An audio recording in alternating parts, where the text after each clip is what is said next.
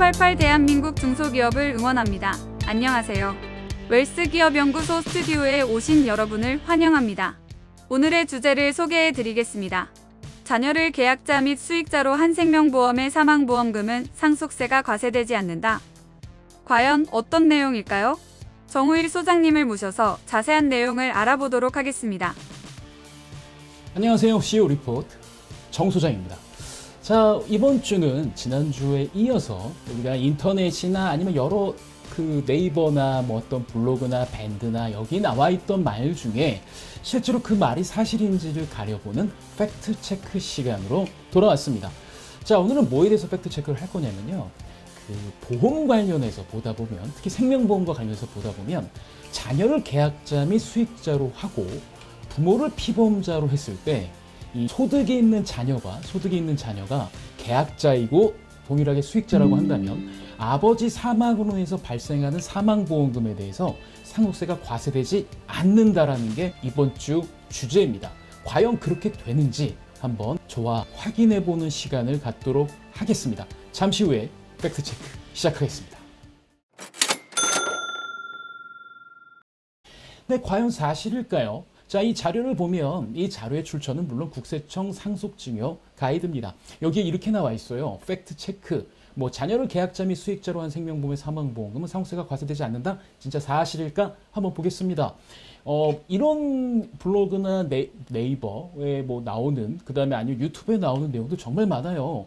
자, 보험계약자를 아버지가 하고요. 피보험자가 아버지입니다. 그리고 보험금을 이제 상속인이 수령하거나 이런 경우라고 한다면 이 경우는 상속세가 당연히 과세가 되죠. 왜냐하면 보험료를 납입한 사람과 보험금을 받는 사람이 명백하게 다르니까. 그런데 두 번째 케이스를 볼게요. 보험계약자가 자녀고 피보험자가 아버지고 보험금 수령인이 자녀입니다. 이 경우에는 특히 보험계약자가 소득이 있는 자녀인 경우라면 상속세가 과세되지 않는다라는 기사들 많이 보셨을 텐데요. 이런 것들, 이게 과연 사실인지 아닌지를 확인해 보도록 하겠습니다. 일단 이와 관련된 법조항을 먼저 확인해 볼게요. 상속세 및 증여세법 제8조 상속재산으로 보는 보험금에 보시게 되면 이 항에 나와 있습니다. 보험계약자가 피상속이 아닌 경우에도 피상속인이 실질적으로 보험료를 납부하였을 때는 피상속인을 뿌리는 보험계약자를 보아 제1항을 적용한다. 자, 이 말에 대해서 우리가 한번 집중해 볼 필요가 있어요.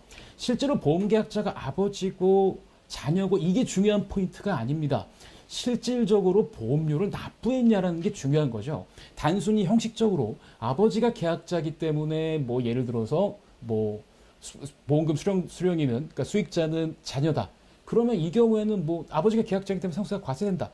단순히 이렇게 얘기하는 건 아니라는 겁니다. 역시 마찬가지로 소득이 있는 자녀가 계약자고 그 자녀가 수익자다. 이 경우에는 상속세가 없다. 이렇게 얘기하기도 아니라는 거죠. 왜냐하면 피상속인이 실질적으로 보험료를 납입했다라는 조항이 있죠. 그러니까 계약자가 누구인지 상관이 없다는 얘기입니다. 즉 중요한 건 실질적으로 보험료를 누가 납입했냐라는 게 더 중요한 거죠. 그러니까 형식적인 계약자는 그리 중요하지 않다. 진짜 중요한 건 이 보험료를 납입한 사람이 진짜 누구냐라는 겁니다. 그럼 진짜 누구냐라는 건 어떻게 증빙이 되겠습니까? 아무래도 이제 보험료 이체 계좌라든가 이런 것들로 1차적으로 입증이 되겠죠. 아버지가 계약자라고 하더라도 실제로 이 보험료가 자녀의 통장에서 이체가 됐거나 아니면 자녀의 소득으로 기결돼서 이체가 됐다라고 한다면, 납입이 됐다고 한다면 이건 또 얘기가 달라진다는 거죠. 그래서 형식적인 계약자가 중요한 게 아니라 실제 보험료를 납입한 주체가 중요한 거고, 이거의 가장 큰 증빙은 아마 보험료 이체 계좌가 누구 것이냐라는 것일 겁니다. 그 다음에 두 번째는요. 이렇게까지 생각해 볼 수 있어요. 보험료를 실질적으로 납부했다는 거는 실질적으로 이 보험료 납부자가 본인의 자신의 소득으로 납부했다라는 뭔가 입증이 있어야겠죠. 그럼 여러 가지 정황적인 게 있을 거예요. 예를 들어서 자녀의 소득이 월 300만 원인데 보험료는 월 500만 원이야. 이런 경우는 불가능하겠죠. 그 다음에 예를 들어서 자녀의 소득이 350만 원인데 보험료는 300이야. 근데 봤더니 얘 통장에서 나갔고 얘 급여 통장에서 나간 건 맞는데 얘가 어떻게 소비를 안 하고 살 수 있지? 어떻게 얘는 생활비를 하나도 안 쓸 수가 있지? 이런 의문이 든다면 얘가 엄마 카드를 썼구나. 얘가 실제로 피보험자인 아빠의 카드를 썼구나. 그러면 이 거래 형식은 가만 봤을 때 실질적으로 보험료를 자녀가 납부하게 보기는 어렵고 상속세를 줄이기 위해서 아버지가 납입하는 거를 자녀가 납입하게끔 보이게끔 하는 가장으로 이렇게 했을 수도 있겠구나. 뭐 이렇게까지 확장해서 해석할 수가 있다라는 거죠. 그러니까 실제로 진짜 중요한 거는 보험료를 납입을 할 때 형식적으로 계약자가 누구냐가 중요한 것이 아니라 실질적으로 납입한 사람이 누구냐, 이게 정말 중요하다. 그래서 팩트 체크 결론부터 말씀드리겠습니다. 보험 계약자, 뭐 보험금 수령인, 뭐 이런 관계 전혀 중요하지 않습니다. 진짜 중요한 건 보험료를 실제로 납입한 자가 보험금을 수령하게 되면 상속세는 없다. 하지만 보험료를 실제로 납부한 사람과 이 보험금을 받은 사람이 다르다고 한다면 이 경우 상속세 과세가 된다. 이렇게 알고 계시면 좋을 것 같습니다. 계약자 필요 없다. 실제로는 상속을 판단하는 건 보험료 실제로 누가 납입했지? 이게 중요한 포인트다. 이렇게 말씀드리고 싶습니다. 지난주부터 계속해서 이제 중소기업에 대한 2023년에 적용되는 이제 세정지원제도에 대해서 말씀드리고 있습니다. 그래서 창업기 중소기업의 지원받는 거에 대해서는 지난주에 말씀을 드렸습니다. 그 내용을 확인하시고 싶으시면 여기를 누르시게 되면 확인하실 수가 있고요. 이번 주는 투자나 어떤 자금 조달 단계, 즉 한창 기업이 중소기업이 시작했을 때 막 뭔가 투자를 하고 또 아니면 어딘가에 투자를 하고 아니면 뭔가 뭐 만들기 위해서 뭔가 투자를 하지 않습니까? 뭐 그 어딘가가 뭐 벤처기업일 수도 있고 여러 가지가 있을 수 있는데 이 단계에서 지원받는 세정지원 제도에 대해서 알아보도록 하겠습니다. 일단 연구개발 관련 출연금 등에 대해서 이제 연구개발 목적으로 이제 출연금 등을 지급받은 경우에는 이 경우엔 또 이 당해년도 과세년도의 그 입금으로 보지 않고 이 매칭하는 이 출연금을 지급받았을 때 실제로 이 지출이 됐을 때 이 과세년도에 입금에 산입하는 이런 과세 특례 제도가 있고요. 두 번째는 이제 가장 유명하고 이제 얼마 전부터 내용이 바뀌었습니다. 통합투자세액공제인데요. 중소기업 또는 중견기업이 뭐 기계장치 등의 사업용 유형자산 등에 투자한 경우 기본적으로 투자 금액의 10%를 공제를 해주고요. 그 다음에 직전 3년 평균 투자 금액 이상을 투자했다고 하면 추가로 또 3%를 투자해 줍니다. 물론 신성장 사업화 시설과 국가전략기술 사업화 시설에는 더 많은 공제가 부여가 됩니다. 그래서 이것도 꼭 잊지 마셔야 될 것 같고요.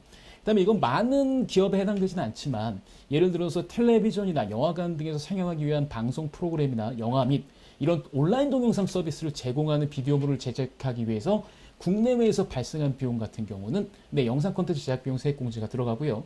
그 다음에 2025년 12월 31일까지 창업, 신기술 사업자, 벤처기업 뭐 이런 등등의 주식이나 출자 지분을 우리가 투자했을 경우, 뭐 예를 들어서 주식은 사면 되는 거고 출자 지분을 뭐 우리가 투자했을 경우 이 경우에도 그 취득가액의 5%를 법인에서 공제해 줍니다. 그 다음에 벤처 투자조합 출자에 대해서도 역시 소득공제가 적용되는데 이런 5가지 중에서 가장 사실은 많이 쓰이고 우리 중소기업 대표님들이 법용적으로 쓸 수 있는 건 사실 통합투자세액공제가 아닐까 싶어요. 그러면 오늘 통합투자세액공제에 대해서 좀 간략하게 조금만 더 짚어보겠습니다. 물론 시간적인 이유 때문에 자세하게 짚지 못하기 때문에 뭐 자세한 상담이 필요하시거나 나 지난도에 2022년도에 뭔가 투자했었는데 근데 나 이거 세액공제 적용받은 거 없는 것 같은데? 뭐 이런 분들이 계신다고 한다면 언제든지 저희 웰스기업연구소에 연락을 주시면 저희가 진짜 이게 맞는 거야? 제대로 한 거 맞아? 이걸 성의성의껏 저희가 점검해 드리도록 하겠습니다. 자, 일단 안 되는 게가 있어요. 통합투자세액공제에서 안 되는 업종이 있는데 부동산 임대 및 공급업, 그 다음에 유흥주점업, 호텔, 여관업 등의 소비성 서비스업은 제외가 됩니다. 자, 그럼 되는 게 뭐냐? 기기장치 등 사업용 유형자산은 되는데 여기서 또 안 되는 게 있어요. 토지와 건물, 그 다음에 구축물, 차량 운반구, 공구 기구 및 부품 선박 및 항공기 이런 것들은 좀 제외가 됩니다. 근데 이게 제외가 되는 게 일반적인 것들은 제외가 돼요. 왜 기업을 운영하면서 일반적으로 뭐 예를 들면 뭐 차량 운반구 같은 경우나 아니면 뭐 토지와 건물 이런 것들은 일반적인 것들이잖아요. 이런 것들은 특별하게 공제를 해주지 않는데 우리 기업을 위해서 사용하는 것들 그리고 연구인력 개발을 위해서 사용하거나 뭐 에너지 절약이나 환경보존 시설 등이 들어가거나 아니면 우리가 사업을 하는데 필수적인 자산 이게 업종마다 다 다를 거잖아요. 그러니까 예를 들면은 저희 뭐 뭐 가령 예를 들면 버스를 한다. 버스를 이제 하는 운수 사업이라고 한다면 이 버스가 차량 운반구지만 그냥 차량 운반구가 아니잖아요. 이 사업에 반드시 필요한 필수적인 자산이잖아요. 그러면 이 경우에는 역시 통합투자세액공제가 적용받을 수가 있어요. 그것도 예를 들면 뭐 종업원 복지 시설이라든가 이런 특정 시설에 또 갔다고 한다면 또 역시 세액공제를 받을 수 있는 부분들이 있기 때문에 기계장치 등 사업용 유형자산에서 토지, 건물 뭐 이런 거 빼고 나면 도대체 뭐가 있지? 이건 업종별로 다 다를 수 있기 때문에 이것도 역시 전문가와 상의를 해보시는 걸 추천드립니다. 언제든지 저희 웰스기업연구소에 연락만 주시면 저희가 성심성의껏 세금을 절세할 수 있는, 그리고 법인에 도움이 될 수 있는 투자 가이드까지 진행해 드립니다. 언제든지 연락 주세요. 좋아요, 구독, 알림은 저희가 컨텐츠를 만드는데 많은 도움이 됩니다.